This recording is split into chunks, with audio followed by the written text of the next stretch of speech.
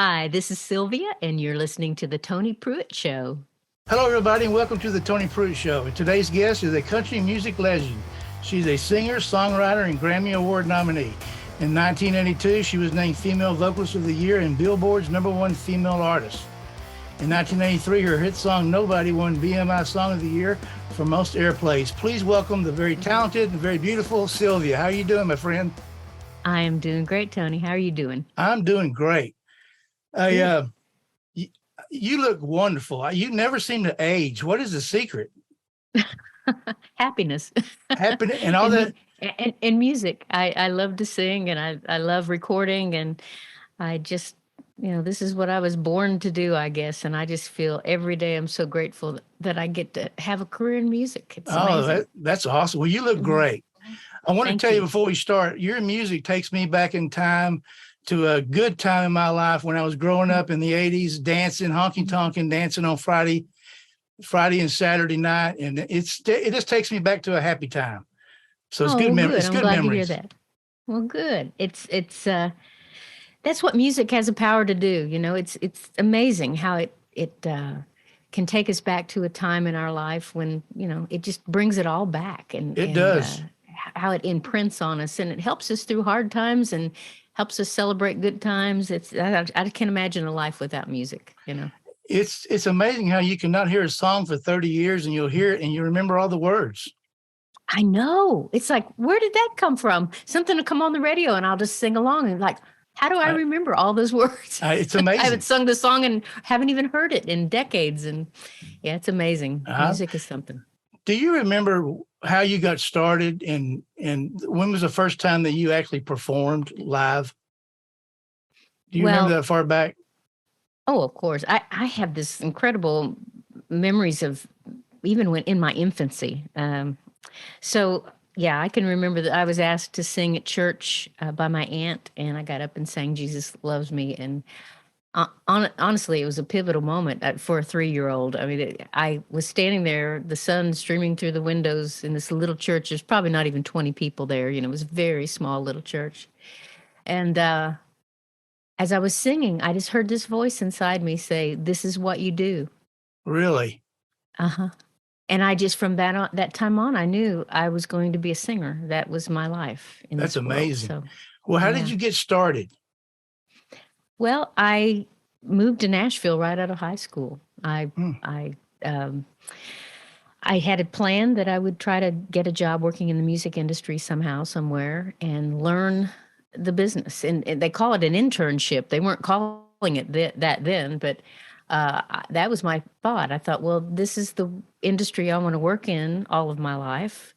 So I want to understand how it works. I want to understand how the business works, and I want to get to know the people. This is my community. This will be my community. That's how I've kind of thought of it. And so I was very blessed to get a job working on Music Row on 16th Avenue, actually. Wow. At Pie Gym Music. And I worked there for 4.5 years as I done demo work and answered the phone there at the publishing company. I learned about music publishing. Mm-hmm. It was just a great education. It was an internship because I wasn't making hardly even minimum wage, but right. And I was singing songwriters' demos for like $10 a song, and I was barely scraping by, but I was so on fire to get something happening with music. So I was able to pay my bills for the first 4.5 years working there, and then I got the attention of RCA, and they signed me. So pretty cool. You were paying your dues. Yes, I was, but it was, it was education, and I'm so glad that I got to do that. That was a really wonderful time in the music industry itself, because there were, I don't know, during the late 70s and throughout the 80s, early 90s, there was this kind of a time period of music where, I don't know, it really resonated with my soul. I loved and I've always been drawn to songs that tell stories. And I was working at this music publishing company where there's great songwriters were on staff, like Kent Robbins and Dean Rutherford, who wrote a lot of the George Strait hits, and Kai Fleming and Dennis Morgan, who wrote a lot of the hits I had, and Barbara Mandrell and Ronnie Millsap and Steve Wariner. A lot of the people of that era, they were just turning out the hits. I'll tell you, they were. It was an incredible time to be having the peak of my popular career Hmm. going at that time. It was really. I'm just kind of amazed when I look back. That's cool. Here's a question for one of your fans. Do you Mm. actually pick your band members or does someone else do that for you? Oh, I pick my band members. You pick your band members. Okay. Oh yeah, and I have right now. I tour with two musicians, John Mock, who I co-produce my records with, and Matt McGee, who plays bass. And Matt and I have worked together since 1983, and I hired him to be in my band back then. And John Mock and I have worked together since 1991. So we're really a musical family, and we travel together and do shows, and it's just an incredible sound that the three of us can make. John Mock plays several instruments. He plays primarily guitar, acoustic guitar, but he also plays mandolin and ukulele, and Right. he's a multi instrumentalist. So it's makes it an interesting show. So only Sound-wise. three of you. That's interesting. I didn't know that. Yeah, occasionally I will travel with a percussionist, John Gardner. In fact, we're going to do a show together in October. Um, I don't know when this is going to air, but I'm actually headed to Texas this weekend to do a show I saw in that. Greenville. Yeah, at Yes. the Texan Theater. So, yeah, we're back out there on the road finally after this long period of the COVID pandemic. It's just Right. really been hard to be home. Like I I under- love home. Don't get me wrong, but when your life has been singing and performing, it's been very unusual to be that long without doing a show for a while. So we just came back from Michigan. We did 4 dates up in Michigan about 10 days ago, and we're just back out there. I love it. Can you remember how you felt whenever you had your first number one hit? When you found out? Yeah, well, yes, I remember, and it's even hard to today to even describe because it was totally everything I'd ever dreamed about was having a hit record, and Hmm. Drifter was the song that went to number one first. The song right before Drifter was Tumbleweed, and it went into the top 10. So it kind of led the way, and then Drifter took off, and it was very much accepted in Texas, which is a world unto itself. We know. Even Oh, yeah. I was touring so much in Texas that the governor of the state at that time made me an honorary citizen of Texas. I love it. That is And I cool. did. I was there. I was there a lot. I played almost every town I think in Texas, and I played Waco. Yeah. Yeah. You need to come back, like I said earlier. Mhm. Country music has changed so much from when the 80s. What do you think of today's country music? Well, I think music always evolves. Now, when I came on the scene in the 80s, there was a lot of talk that I was too pop. And I remember the very first single that came out was a song called You Don't Miss a Thing. And if you hear thunder, it is thundering in the background here. No, I didn't hear Okay. that. Okay, we're just going to ignore it. But You Don't Miss a Thing was kind of a pop country sound. And I remember a disc jockey somewhere, I can't remember where now, but he said, "So you want to be a country singer?" I said, "Yes, sir, I do." He said, "Well, when are you going to start cutting country songs?" He said, "Woo!" He just said it like it is. Wow. So I met with some resistance back then, because the kind of music I was recording was definitely had a pop influence, but it was definitely grounded in country music. There was, in Tumbleweed and Drifter, there's steel guitar all over it, and Hmm. John Huey was playing that beautiful steel guitar. Yeah, so I think music today is, these young people making music today are influenced by all kinds of music out there. So it just goes to show you that, we're going to be influenced by everything we hear and what we're around. And so music is naturally going to evolve. Now, again, I long for and prefer to listen often to classic country stations I because do that's too. what I grew up on. Hmm. And I do love story songs, and there still are some story songs out there, and there's some great music being made even today. I'm not prejudiced, but I do know that what we grow up with, we tend to love that music the most because that's what we, That's cut what our we teeth know. on, that's Sure. what we know. But today's music is definitely influenced by pop and rock and, well, probably more hip hop and rap and that kind of thing. So it, I just think it's a natural progression. It's just going to happen. You can't, Yeah. it's the It's way it not that is. I don't enjoy it. It just doesn't seem to be Mm-hmm. really country to me. It's not like the old Mm-hmm. Merle Haggards or the, Mm-hmm. so, Mm-hmm. but anyway, that's just my opinion. Mm-hmm. Do you remember what you felt like when you won Female Vocalist of the Year? What did that mean to you?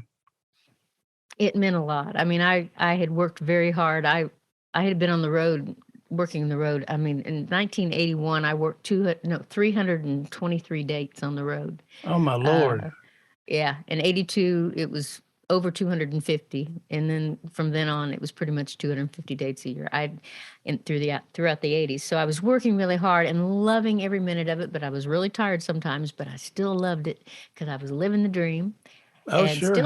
still am living the dream. So when I won the female vocalist, it was a kind of an affirmation that I was being accepted in as a performer in the industry, and so it felt very very good.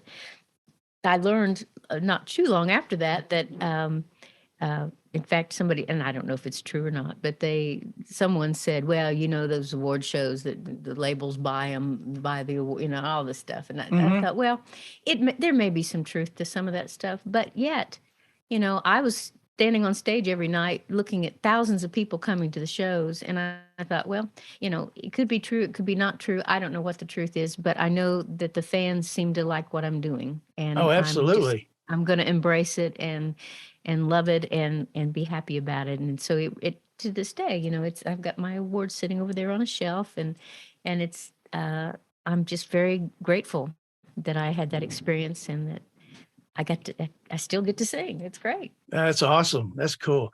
Well, this is a question that I have. Did you enjoy performing at the award show? And do you get nervous singing before the audience of all the entertainers? Does that bother you at all? At the time, oh, it was nerve wracking. It was You're because you standing. don't look nervous. Well, but how you look on the outside and how you feel on the inside can be very different. But yes, I would be very nervous, especially on award shows, because Oh, it all the when you cut. stress. Well, yeah, because the spotlight's on you, and if you mess up, it's there forevermore. Um, so yes, it's kind of nerve wracking, but the more I did it, the more comfortable I got with it because, the more you do things, the more confidence you build within yourself. But it's always a little nerve wracking to be standing there in front of all your peers performing. When you do a show where, a regular concert out on the road, those people elected to come and see you. So, Sure. there's a confidence that you have that, well, they're here to see me. They like this music. But when you're in front of all the diverse audience, it's like, I don't know how you you do know, it. well, I tell you how I do it now is I don't, what people think about me doesn't matter as much. Back in those days, I was very much into trying to please everybody and trying to be what I thought people wanted me to be. Hmm. Um, and so I've grown to understand that it's wonderful when people like what you do, but hey, you're not going to please everybody all the time. Some people are going to love what you're doing. Some people are going, it's okay. And other people are just going to hate it, so it's like as you mature as into an adult, you realize you can't please everybody, and the main thing you have to do is you have to please yourself. You have to be happy and satisfied with what you're doing and how you're doing it. And if I'm satisfied and love what I'm doing, then I'm a lot more relaxed. I saw where you're touring now. We talked about that. Do you enjoy? You Mhm. still enjoy touring? Yes, I do. I have to say my energy's a little different than was. I wouldn't want to do 250 concert dates a year, but I love waking up in a new town and meeting new people, and I love people. I Right. love, and I love travel. I'm really a gypsy at heart. I truly am. I love the diverse landscapes that you get to experience when you're out on the road. Right. And I love the freedom of being out on the road. I love that when you're in your car or you're on your bus, everything you need is right there. It's just, ooh, I don't know. It's a good feeling. Well, that leads me to my next question. I Mhm. mean, when I travel for the weekend, I take 3 or 4 suitcases just to make it to 2 days. How do Mm. you pack everything you need and travel? I mean, all the costumes or the outfits you have to wear, you take everything and load it on how many buses does this take? Well, no, I go in a car now. You go in a car. And yes, I go in a car, and I love to drive, so I usually do at least half the driving. John Mock does some of the driving.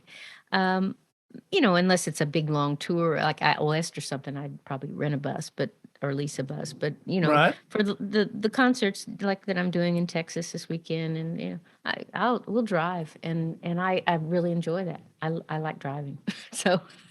And it's better. I tell you, I wouldn't want to own a bus right now. I owned a bus in the 80s, and the gasoline prices are so high. My bus got 4 miles to the gallon. Oh, I know. It's It was, terrible. I mean, I would have been spending thousands of dollars just to get to a show. I don't even know how people do it. It's kind of crazy right now. Well, back in the day when you were doing the 250 to 300 shows, I mean, how do you pack everything for that long amount? I mean, that's incredible. Oh, I didn't answer your question. Well, back then, if you I owned a bus, and I traveled on my bus, and I had all my stage. That was easy because it just put all you need on the bus, and there was plenty of room. But now, I'm not changing. I don't have that kind of an entertaining show like where I'm changing outfits and stuff. No, Mm-hmm. I'm wearing what I wear, and that's it. in fact, yeah, and that's it. But this weekend, I'm doing 2 shows in one day. We're doing an afternoon show that's a family and children's show, Mm-hmm. and which is about my new record. It's on. Yes. It's called Nature Child: Mm-hmm. A Dreamer's Journey, and so I'll bring 2 outfits for this. This show. I wear one in the afternoon and a different one in the evening. But And I read where that's a dinner show, isn't it? Yes, it is. It's a dinner show. And I tell you what, it's a gourmet meal. It's a 4-course meal, includes parking and gratuity, and everything's all included in the price. And you will be treated like royalty. I tell you, it is a opulent, beautiful theater too.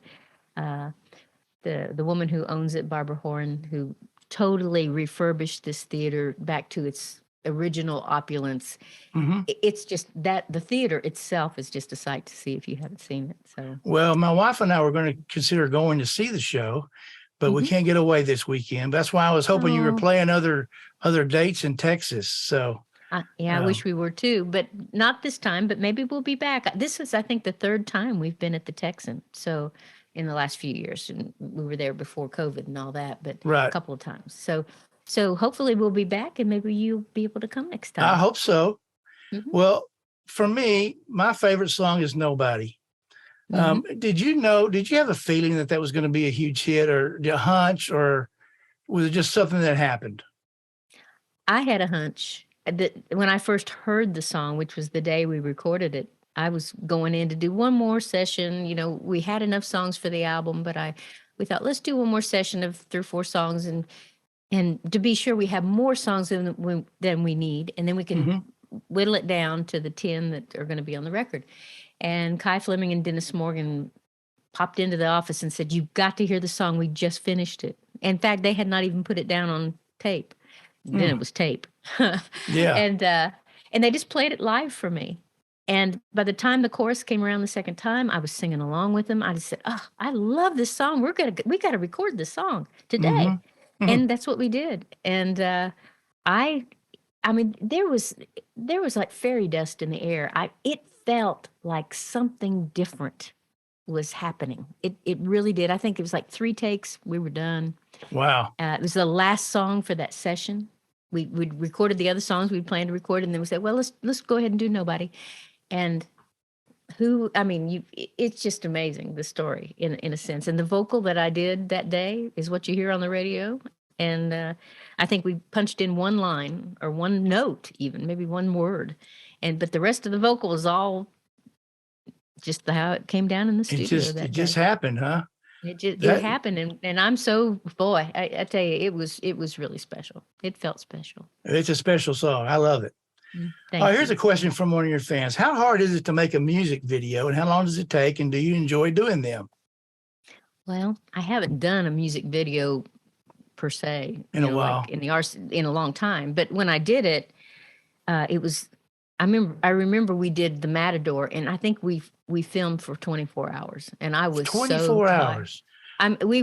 We started out early in the morning and we went through the night. I mean, it was a long time. It may have been 20 hours or something, but it was a long time. I was exhausted. It was the early days of videos too, That's because amazing. It takes yeah, that long to do a 4-minute song. yeah, yeah. Yeah. All these different scenes have to be set up, and the lighting, and then you got what you're wearing, and you got a makeup touch up, and all, it's just. I really learned from that whole experience too that I'm not an actress. I'm not. That's not where my talent lies, nor my passion.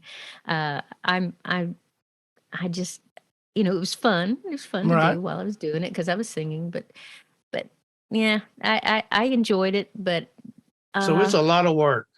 it is a lot of work, and I don't dance and don't I just You just sing. sing. So.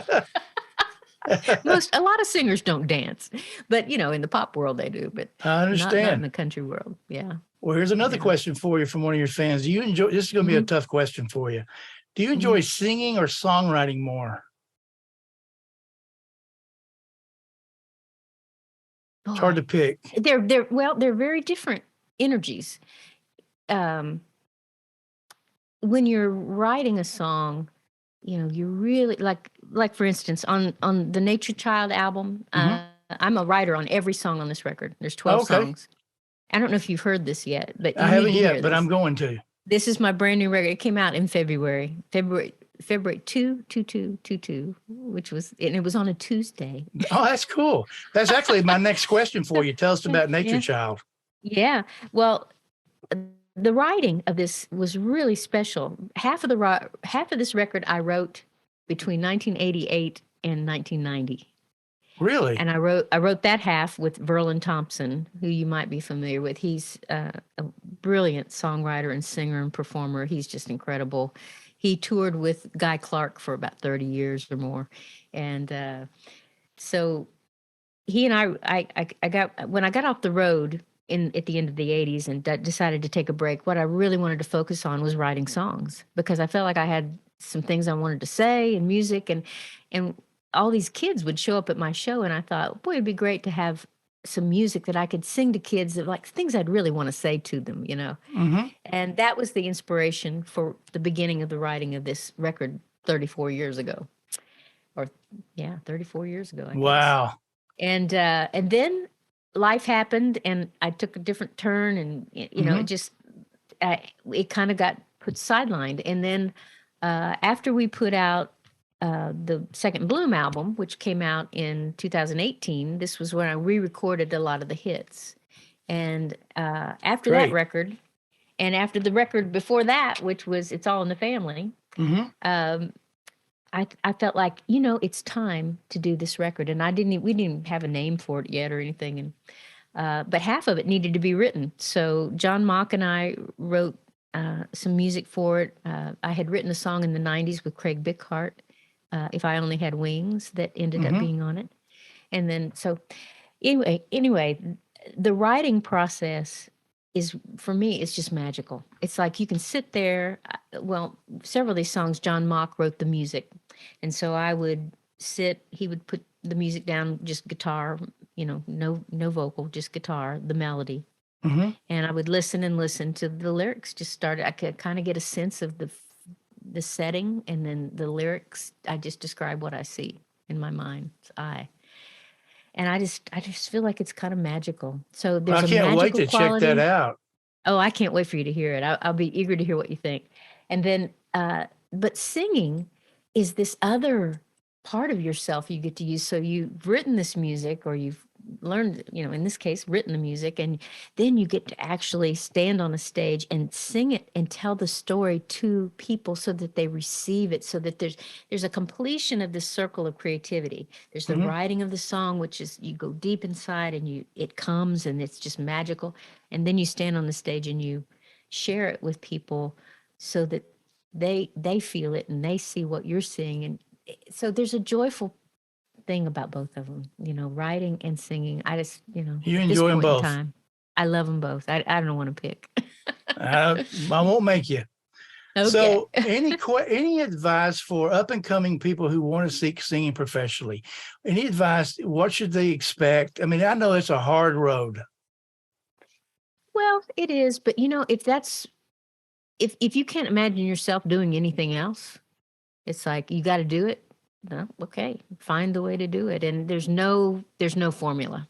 There really isn't. In my case, I moved to Nashville and I got a job working on Music Row. It can happen a million different ways. For each individual, it'll happen differently. But I also work as a life and career coach and have been doing that for over 20 years. And I, have coached a lot of singers, songwriters, and Oh yeah, people from all different walks of life. And what I feel is so, so important is that you um, understand why you're doing what you're doing, why you have made this choice and often I'll talk with somebody young and they want to be rich and famous. right, Well, there's nothing wrong with being rich and famous. That's fine. But I see people who become rich and famous and get on drugs and because they realize once they get there, it's like, well, is this it? right. But so to me, to examine why you're doing it, are you doing it? And in my case, I think there was some energy of wanting to be loved or feel loved. Um, and I realized that the love that we all desire to feel is something we've got to give ourselves. We have to love ourselves first. We're never Sure. going to feel like any love we receive from an audience or from record sales or from whatever fame. Hmm. There's an emptiness in it unless you are very deeply connected with your own being. And so, I just try to ask people, why are you doing it? Be clear about why you're doing it, and let that sustain you because it's so easy to get caught up in how to do it and what to do and where to go and all that's kind of out here stuff, but the why is in here. Hmm. Why am I, because that's where people get usually, and myself included, I've been there too, where you kind of get hijacked and then you wake up one day and you're doing all this stuff and you go, why am I, what was, this isn't what I thought it was going to be, or, you know, and you got to get back in touch with the why. And once you're back in that place, you're back in a more grounded place usually. Good advice. Mm. Looking back at your successful career, what are you most proud of? I think I don't know if the word's proud. I'm the most grateful that I still get to do it. Hmm.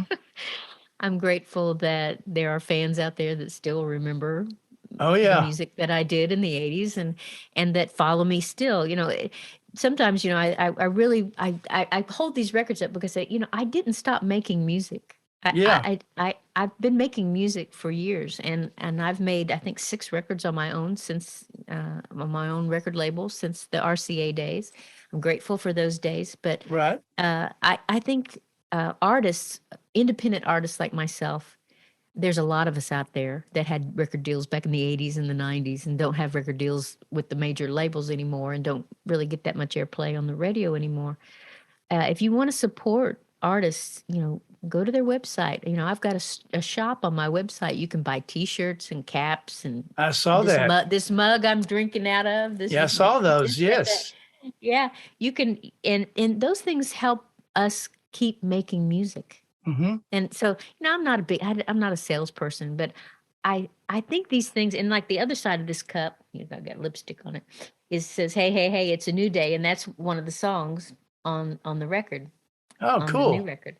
And I really, my friend John Mock and I design all of the merchandise that's on the shop on my website, which is sylviamusic.com. And I think there are things that lift your day and Hmm. remind you to listen to music. And in this record in particular, Nature Child is very uplifting and positive and joyful. There's a lot of joy in it. And I Well, I think we can't all wait. need that. We need that so much I today. know I do. That's for sure. I know I do too. So I can't wait to listen to it. It's Thank you, time now Tony. for our Fast Five. Are you familiar with our Fast Five questions by any chance? It's No? 5 questions that we pick. They're just fun questions we ask our guests, and we just get your short answers. Are you ready? All right. I guess so. What was your favorite TV show growing up? Red Skelton. Red Skelton. Good choice. I loved Red I Skelton. haven't thought about Red Skelton in years. Good choice. What was your favorite cartoon growing up? Probably the Flintstones. Love the Flintstones. Yeah, that takes you back in time, doesn't it? Uh-huh. What is your favorite pastime hobby? Walking my dog, Kate. Walking your dog. That's well, I do that every day. So, but and I love to hike. I haven't hiked much lately because it's been so hot, but I love to get out in nature. It's hot in Texas right now, I'll tell you that. I know. What is your favorite kind of sweet treat, like candy or ice cream or anything sweet? What's your favorite sweet treat? I'm into popsicles right now. Popsicles. You don't like a Butterfinger or anything like that? I try to stay away from those things. They're so good, but I can't eat them very often or I'll be wearing them. Last question. Who do you like to listen to singer-wise? Who do you like to hear? Oh, gosh. That's a Just good name question. a few of them, maybe. Oh, well, I always love Streisand. I love Karen Carpenter, the Carpenters. I love Trisha Yearwood. I think she has an incredible voice. That's several. Well, I love them too. So anyway, thank you so much for coming down on our show and taking time out of your busy schedule. Oh, you are so welcome, and thank you. This has been just a joy to do. Thank you. Well, I appreciate it, and good luck to you with all your endeavors. I mean, I wish you the best, and I hope I can see you soon. By the way, I hope so too. Let's get to Waco. Get to Waco. For those of you watching, get out there and buy those Sylvia albums, especially the latest one, and keep watching here for interviews with legends. Until next time, God bless.